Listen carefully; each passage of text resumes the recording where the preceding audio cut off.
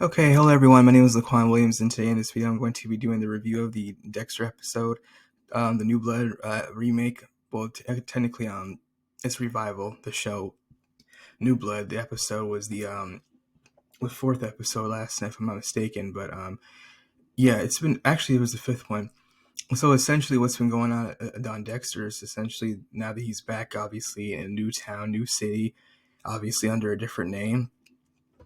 We can essentially see what's been going on with obviously him and obviously him reuniting with obviously his son Harrison, and now them obviously having some type of relationship that they needed to obviously basically I would say obviously mend, because Dexter has been out of his life for many years. It was yesterday, on Sunday, the 11th of December 2021, so the 5th yesterday.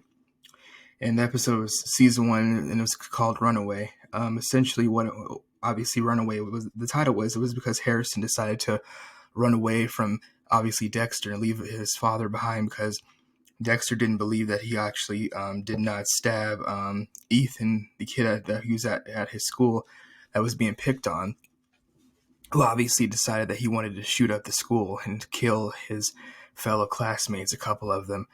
What happened was Ethan told Harrison, who the only person he told, that he was going to do this. So essentially, Harrison decided to attack Ethan, lure him into the school gymnasium, and when nobody was around, he cut him and stabbed him with a switch, kind of a pocket knife type of word, and essentially nobody knows obviously the truth except Ethan and obviously Harrison. But because Ethan had intentions to kill everybody at the school, they found the drawings in his backpack of him wanting to kill his fellow students. That gave Harrison the excuse to get away with it. So now that's obviously what's been going on, and obviously Ethan is going to be going to juvenile hall detention, and that's what's going on. Essentially, when this episode, we saw that Harrison is being celebrated as the hero that he claims that he wants to be, and how everybody's looking at him, but he's not actually like that. Obviously, he decided to go out to a party. Him and Dexter obviously got into an argument. The police obviously are still dealing with the Matt Caldwell situation. And Kurt Caldwell, his father, obviously is still around. So Harrison went to the party after he had an argument with Dexter, lied to him and told him he was going to go to therapy after that, but he didn't. He went out to the party, got drunk, he took some drugs, and obviously he overdosed. And because of that, the one of the police officers that they know, who's obviously the wrestling coach for Harrison, the rest of the boys at the school, the high school, and obviously the town that they're in, was Silver Lake. It's in uptown New York, obviously. Dexter's in a different climate. Now he goes under the name Jim Lindsay. He's changed his name, his whole entire identity. He's working at a sporting goods / hunting store, selling guns, bow and arrows, fishing rods, all types of stuff like that, obviously. And obviously it's cold. It's not Florida like what he's used to, so it's a whole different climate. It's snowy there and everything, obviously. And obviously his girlfriend is the police chief of the town. Her name's Angela, and her daughter, who Harrison likes, obviously, her adopted daughter, who Harrison likes, is like an activist / obviously just basically an activist, obviously, and she's all for taking down the system and whatnot, obviously. So essentially, what happened, obviously, in this episode is Harrison OD'd on some drugs that were laced with fentanyl. He thought it was oxy, but obviously it wasn't OxyContin. The guy who gave it to him, who was also on the wrestling team with him, told the police officer, who was the wrestling coach, what happened. He told him, he said he got it from somebody else. Obviously, he got arrested, he got in trouble. He'll probably get kicked off the team, so that's what's happening. So the whole town is still thinking, like I said, Harrison's a hero, and he got drunk. Obviously took some pills as well. You can't mix alcohol with hardcore drugs. So he OD'd, he almost died. He woke up in the hospital. Dexter found him and talked to him. Obviously, he took him home and told him he needed to go see therapy. He actually did not do that. But in the next episode, he's going to actually go to therapy with Harrison himself to actually see what's going on, obviously, and to talk to a therapist himself. Dexter obviously is happy that Harrison kind of has his dark passenger. He's seen that he obviously has some type of bloodlust like he is. That's why Dexter knew he lied. And he cut Ethan, obviously, almost killed him, but he lied and stabbed himself in order to make it look like Ethan did. That's what Harrison did. So after he OD'd, got out of the hospital, we saw the whole situation with Kurt Caldwell. He kidnapped this girl named Chloe, who was a runaway, lied and said he was going to give her a job and free rent and pay for her pay everything for her rent for everything. And essentially, what happened was we found out, obviously we know now, that Kurt Caldwell, aka Matt Caldwell's father, is the one kidnapping the girls and the whole entire town and killing him. But nobody would suspect it's him because he's a huge pillar of the community. He's very rich, very successful. People know who he is and they respect him. He doesn't back down from anybody. He even was arguing with Angela, the police chief, about finding his son, and you need to do whatever you can to do it because I've helped you guys out with money and food drives and everything. So you better not stop looking for my son. So essentially that's what happened with that. We found out that he's obviously the guy who's been kidnapping these girls and killing them. This Chloe girl who's got dyed hair, green and blue, she just needed bus fare money. She explained to Kurt Caldwell that she needed bus fare money to get home to her mom. He said, I'll just give you a job and everything. He also did the same thing to Harrison at the end of the episode. He offered Harrison a job while he was trying to run away himself to leave, obviously, Silver Lake, to leave Dexter and everybody behind to go somewhere else. We don't know, but obviously he has no money, so he had to explain to him that he couldn't go anywhere. So essentially that's what happened, obviously, and what we saw. So Chloe wanted to leave.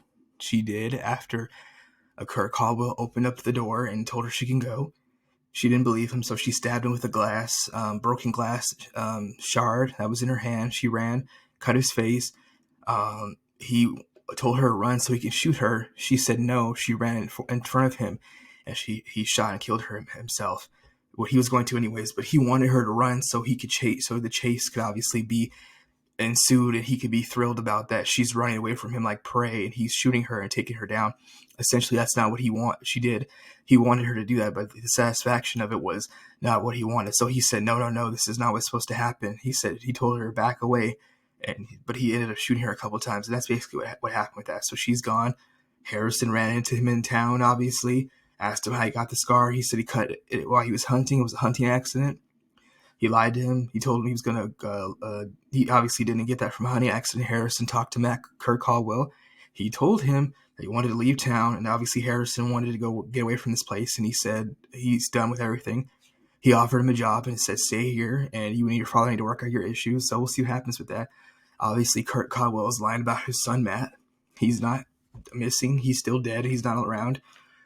Angela and the girl who's a blogger, Angela, the police chief, who was obviously dating Dexter under his new alias, Jim Lindsay, went to a police conference in New York City where it was convenient for them, obviously, to go looking into Matt Caldwell, obviously, as well. So I like how the show did that conveniently and tied up together. They went to the hotel, saw the surveillance footage they asked for, and demanded it. And they found out that Matt Caldwell was being used, but his name was being used as somebody else. So Kurt Caldwell lied to the police, and obviously they know that now. So obviously he paid somebody who works with him to stay in the hotel under his son's name and presume his identity. And obviously he lied to Angela, who's the police chief, and he lied to them all. They wasted lots of time, hours, lots of resources, and everybody was looking for him. They had police. The police was looking for him. They had a bunch of them looking for him around where Dexter lives, around his house in the woods, and some people volunteered for it as well. So obviously now they know that he's lying, and that's obviously obstruction of justice. They're going to be talking to Kurt Caldwell about why he lied about his son. Obviously, they're going to find out the guy who went under his name at the hotel room, who probably is a guy who works for him. He paid him money to go there and do that, so the police would obviously get off his back. He didn't actually think they were going to look into it. So they did. The police conference that Angela was at with the girl who was the blogger conveniently and surprisingly brought back somebody from Dexter's past, which is right here, played by Angela Bishop, obviously.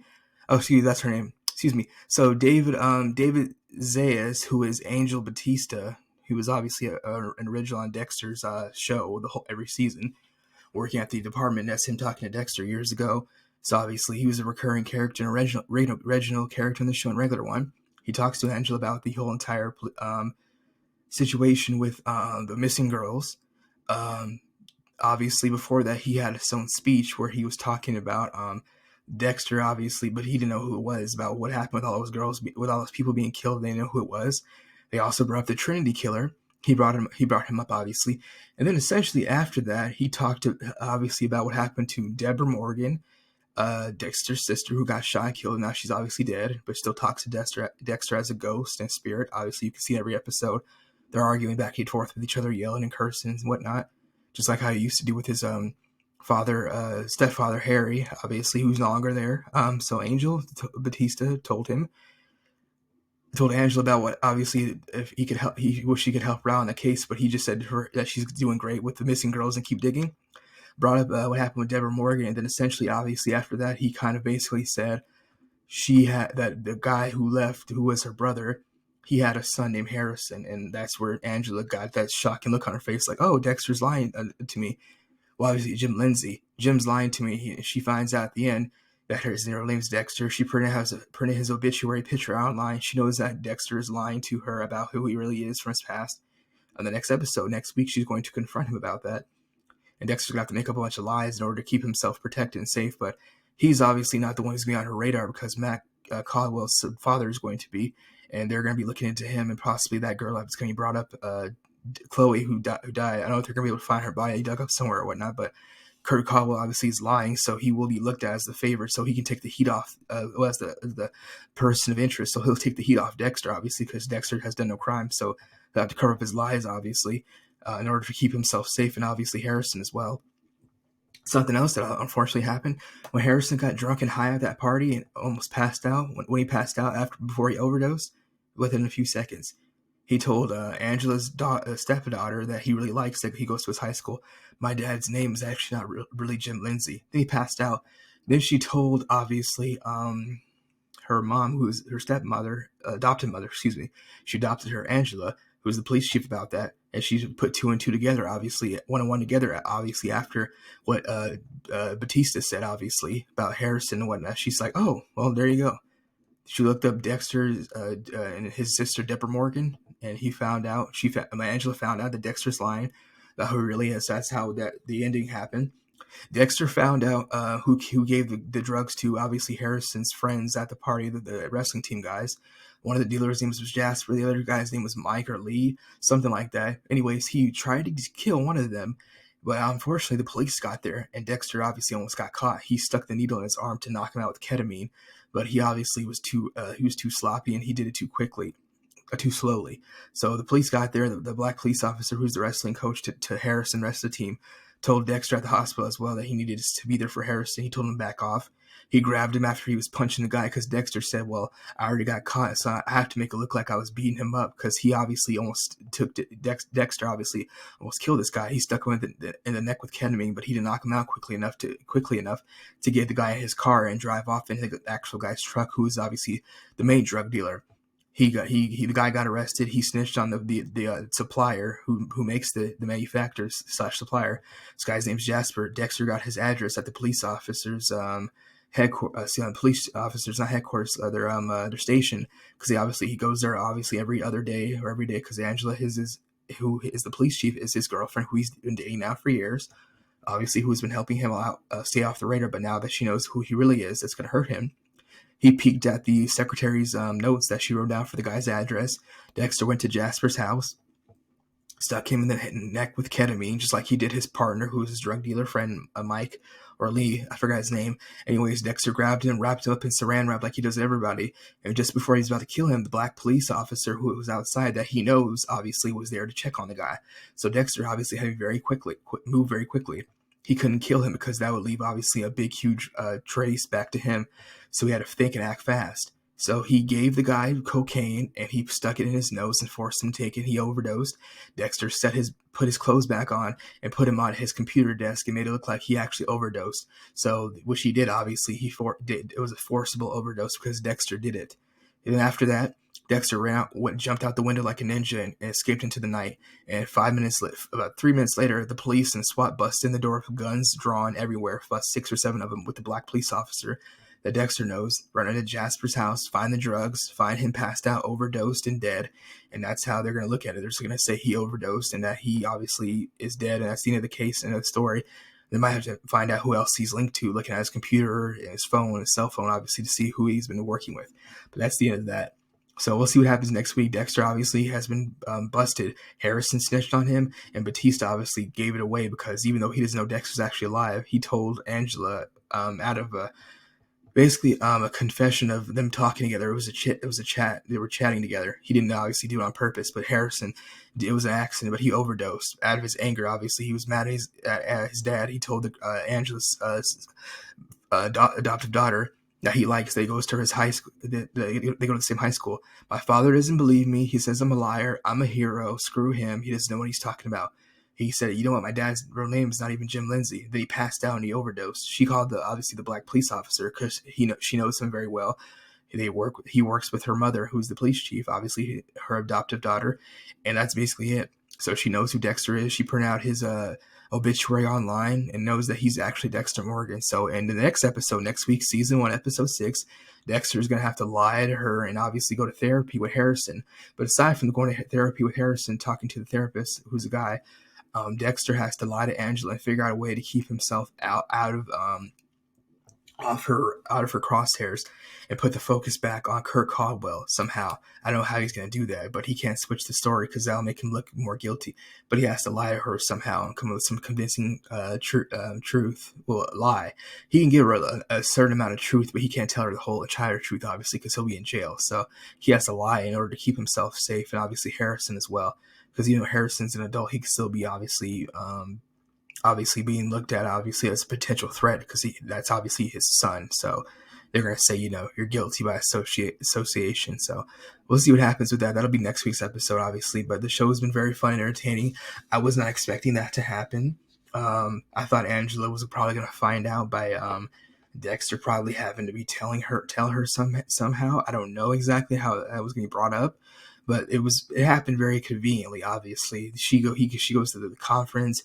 Angel Batista's there. She talks to him. Then Harrison spilled the beans, and that even made things even worse because of obviously Harrison saying that obviously made things much more worse because Angela, when she talked to her adoptive daughter, she's like, wait a second. He brought Harrison's name was brought up by Batista, and he said the guy had a little son named Harrison. Then she went to look it up, and then there you go. So she knows everything. She knows a lot. She knows everything. She knows about Dexter's dead sister and him being at the Miami police lab forensic scientist / crime scene investigator, and that his former detective / police officer sister Deborah Morgan is dead. And she's gonna obviously confront him about that. How Dexter gets away with that and he evades this, it would be very interesting. Also, the Kurt Caldwell situation, how they're gonna find out that he's actually a killer. They know that he lied, so that's going to obviously put him as a person of interest, not a suspect, but a person of interest because they're going to confront him and say, you lied about your son being at this hotel. Who is this guy? And where's Matt? Where's your son? And they actually can look at him as a potential, obviously, suspect and say, well, you're lying about where your son is. You must be hiding something for him or lying for him or somebody else. They could start looking at Kurt Caldwell as a suspect of interest, person of interest, even though we know that Dexter killed his son and burned his whole entire, the remains of his body like weeks ago. So that's done. Now I find that he's ashes in the wind because he burned him at some refinery factory. It was a big, huge fire pit at this old place, and he just burned the rest of his remains. And so they're not finding anything about that. All the evidence is gone. And that's Dexter set it up very good because obviously he used to be a crime scene investigator, so he knows how they think and how they act. He played the scene and everything out very well to destroy evidence, disrupt the crime scene, mess up the case, obviously. So they made it look like he fled. Matt Caldwell fled the scene, or somebody else attacked him. They don't know who it is, obviously. So that helped Dexter out very well. So we'll see what happens in the next episode, and that's basically it. That's the end of my video. It'll be very interesting to see how Dexter obviously has to move around and invade. Not obviously just Angela, but obviously anybody else on the show. Obviously the Kurt Caldwell situation. I don't know if Matt. I don't know if I'm lying about his son Matt being alive, even though he's not. He's doing that to keep everybody off of what he's doing with these girls, and for them to stick to obviously possibly looking into his son still. But still, they're not going to, because if he told them his son's alive, they wouldn't need to look for him. But it kind of gets the heat off him because they're kind of like, okay, we close the case. We're not looking at anybody. We'll leave his father alone. That's the end of it. Matt's gone to New York and he got away with it. Shooting at deer in the woods on Indian Native American reservation land of the indigenous people. So that's basically it. We'll see what happens in the rest of the show. Also, too, how if Harrison's gonna be working at Kurt Caldwell's diner, I don't know if that's gonna happen. Will he find out about him being a serial killer and tell Dexter or the police? I don't know what's gonna happen with that. if he's going to actually attack and kidnap any other girls, or he's going to lay low now, probably flee, possibly even looking to flee in town once they start questioning him about him. The police start questioning him about him lying, obviously, and they're asking him, why did you lie about your son? Who is this guy pretending to be your son at the hotel? How did you pay him? Who do you know him? Is he an affiliate of yours? Does he work for you? Or were you actually blackmailed into saying your son's alive and he's obviously being kidnapped and held somewhere? We know that's obviously not true because Dexter killed him, obviously, a couple weeks ago.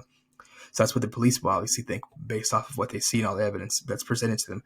So that's the end of my video. That's basically it. Let me know if you've been watching Dexter New Blood. If you haven't been, you can catch up on that episodes. They have it on Hulu. If you buy their Showtime extension for like $4, or you can get them on Amazon, or you can just buy Showtime Plus. I think, or go on Showtime and like subscribe for like I think $6 or $7, or watch each episode on Amazon for $3. But you have to buy it, obviously. Even if you have Prime, you have to buy each episode by itself. But that's basically it.